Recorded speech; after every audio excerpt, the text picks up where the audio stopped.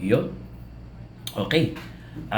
Balikan natin. Ano nga ba ang mga dahilan o risk factor ng ating kalusugan sa panahon na ito? Okay. Unang-uli dyan, kaya ang cause ng ating pagkakaroon ng sakit ay yung mga tinatawag na processed food, na yung mga fast food ika nga. So yun yung mga maraming preservatives na hindi naman natin gustong kainin pero kasama talaga siya sa kinakain natin. Yung mga tinatawag na processed food, fast food, ayan, yun po yung mga risk factor kung bakit humihina ang ating immune system. At syempre kasama na po dyan ang pollution sa paligid. So yung mga malalapit sa mga yung nalalanghap nating usok from vehicle, mga pabrika, yan, kasama po yan. Lahat ng pollution na nalalanghap natin ay risk factor yan ng ating kalusugan. At syempre, yung mga radiation ng ating mga gadgets, telepono, kung ikaw ay merong cellphone araw-araw, minsan natutulog tayo, katabi pa yung cellphone, nasa unan po natin. So, ano po yan, nakakatanggap ng radiation ang ating katawan, lalo sa brain, ang ating sa mga ito po ng mga radiation na dala po ng gadget, TV, o so mga may nagdadala ng bag o yung cellphone inilalagay sa bulsa. So kasama na po kasi sa lifestyle ng Pilipino na kahit ordinaryong Pilipino may cellphone na eh. So nakakatanggap po talaga siya ng radiation. Sa ayaw man sa hindi, nakakatanggap siya ng radiation dahil po sa mga gadget na ginagamit natin sa araw-araw. So maganda, ilayo natin pag natutulog, ayan, yung ating mga gadget sa ating katawan para malesen naman yung radiation natin. Okay, next, yung tinatawag na synthetic medicine. So yan po ay nagdadala rin ng sakit sa ating kalusugan dahil kapag sumobra ka sa synthetic medicine, talatamaan dyan yung ating mga internal organ. Lahat ng totoo naman, lahat ng sobra ay masama sa ating katawan. Okay. Next, vices, mga bisyo. So alak, sigarilyo, yan sa mga nagkakaroon merong tinatawag na bisyo. Mahilig uminom ng alak. Okay? Sabi nga drink moderately. O sa Pinoy, kapag uminom ng alak, drink moderatio. So lagi nilang dinidiretso hanggang mawala na ng ulirat. Kumbaga dapat sa atin kung umiinom ng alak, konti lang, okay na. Sigarilyo, yan, isa yan sa risk factor na kaya humihina ang ating baga, cancer, nagkakos ng cancer, yung mga paninigarilyo. Okay, mga vape ngayon. Okay, next. Yung, siyempre, ang number 6 factor, yung tinatawag na overstress. Ayan. Sa atin, kailangan marunong tayong mag-handle ng stress. Unang-una, kapag ikaw ay walang pera, sigurado, stress ka talaga. Or example, may sakit ang isa sa membro ng pamilya, mai-stress ka po talaga. So, kailangan maiwasan po natin ng stress sa pamamagitan ng paghanap ng solusyon sa nagbibigay ng stress sa atin. Okay, yan ang mga factor kung bakit hindi mawala-wala yung sakit sa atin kasi sa anim na factor na yan po yung mga nagdadala ng sakit sa ating katawan. Pero ito maganda, may solusyon naman. Ayan. Ano nga ba yung mga solusyon na yan? Okay, kaya nakita ko po, nung nakita sa akin, may nag-inform sa akin, kagaya po ninyo ng mga nakikinig, may nag-inform din po sa akin regarding sa company na pwede palang makatulong sa ating kalusugan. Okay? Yan po ang isi-share ko sa inyo ngayon. Ano ba yung mga pwedeng makatulong sa atin upang maiwasan ang tinatawag na risk factor sa ating mga katawan. Okay? Ayan. Okay. Number 1, ito. Ang ating introducing one of the apple stem cell. Okay? Itong sabon na to ay pwedeng makatulong to stretch yung ating balat para maiwasan po yung pagkakaroon ng kulubot.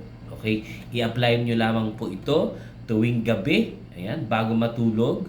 Siyempre, kailangan pantay po siya. Left and right, kailangan maging balanse po. Lahat ng mga parte ng kulubot, i-apply nyo po ito. Maganda po ito sa ating balat. Okay? Sa mga ayaw tumanda, ito na po ang tamang-tamang apple soap apple stem cell soap para po sa inyo. At syempre, yung pangalawa, ito, yung ating One of the Kojic Papaya Acid Soap. Okay? Ito po ay from Japan. Nakakatulong po ito to moisturize your skin, clears pigmentation, reduces wrinkles, controls acne breakout, cure eczema, treats melasma, removes tan, and reduces under eye dark circle, yung mga tinatawag na eye bag. Yan, makakatulong po ito. Sobrang ganda po nito ng ating One of the Kojic Papaya Soap. Okay? Next, ano po ba ang mga magandang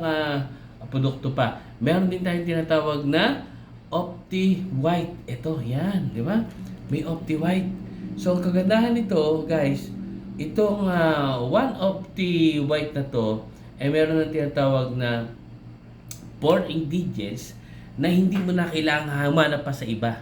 Okay, meron po itong kasamang glutathione, may kasama na po itong collagen, meron na po itong kasamang alpha lipoic acid, at siyempre yung vitamin C. So sa iba, kailangan nakaseparate pa yung bili ng vitamin C, nakaseparate pa yung collagen. Ito po, ang ating One Opti White ay magkakasama na 4-in-1 na makukuha mo sa ating Opti White. So ito po, ginagamit ko po rin po ito sa after meal. Yan, iniinom ko po ito.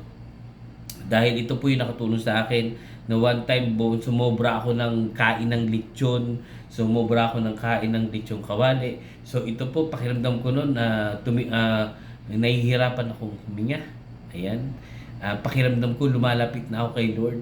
Kaya ginawa ko po, nag-take po ako ng One Opti White once a day. Ayan, sinamahan ko po ng Opti Juice. Grabe, 1 week lang yung bara na pakiramdam kong humaharang sa dalawin ng hangin ko ay nawala po talaga. So napakaganda po ng ating One Opti White ng One Opti. Okay, next, meron din naman tayong tinatawag na Miracle Oil. Ayan, kita nyo guys, ito Miracle Oil. Ito po yung ginagamit ko pampakintab na buhok. Ayan, maganda. Minsan lotion din kapag kailangan para hindi dry yung buhok mo. Ayan, ay yung balat.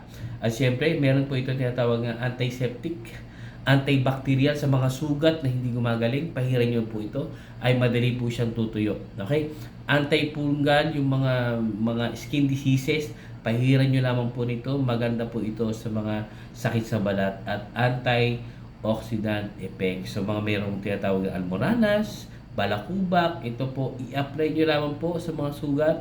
Mag-clear po yung sugat na yan. Madali po siyang matutuyo dahil po sa ating Miracle Oil. Ayan. Okay, next. Meron pa. Ang ating tinatawag na Essential Liniment. Ayan, di ba? A herbal message oil, calming and stress relief. Ito ginagamit mo mostly sa mga senior. Napakaganda po nito. Bakit? Ano po siya? Gustong-gusto nila yung amoy nito. Nakaka-relief. Ayan. Parang meron siyang tinatawag na eucalyptus. Ika nga. So, effective pain relief. Yung mga muscle natin sa likod, yung laging napapagod. Ayan, pahiran nyo lamang po yung tuhod natin, kasukasuan, na napakaganda po nito. Sobrang effective po nito sa ating mga muscle pain. Ayan, sa mga joints natin. Lalo na pag nahihirapan ka matulog, ipahin mo lang po ito. Ay, grabe. Iba po yung pakiramdam ng paghinga mo. Naalalanghap mo yung tinatawag na coldness refreshing ng ating pakiramdam. Kaya masarap po siyang itulog. Ayan, lalo na kung si Mr. or si Mrs. ang magpapahid nito, sigurado sasarap talaga ang tulog mo. Okay? Ayan pa. Meron tayong tinatawag na green juice. Ayan. Yung dalawang klase ng ating product na kung saan pwedeng makabawas ng timbang sa atin. Okay?